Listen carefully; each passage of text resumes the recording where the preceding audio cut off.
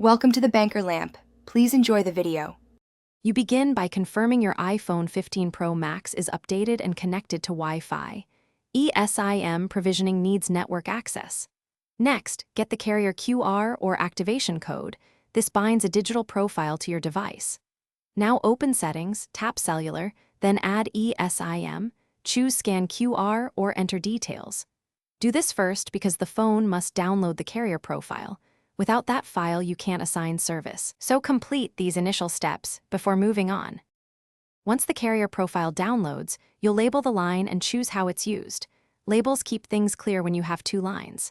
Select whether this Esim handles cellular data, voice, or both, and confirm voice and data preferences, 5G, LTE, or prefer slower to save battery. If you're moving from a physical SIM or another iPhone, use transfer or convert to Esim to migrate the number. Make these choices now because they determine billing, iMessage, and FaceTime routing.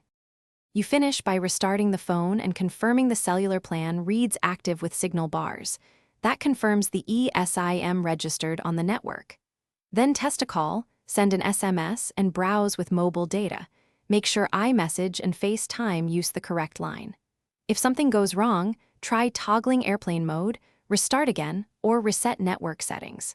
If activation still fails, contact your carrier with the iPhone EID and activation code so they can complete provisioning. Thanks for watching. If this was helpful, leave a like and consider subscribing. See you next time.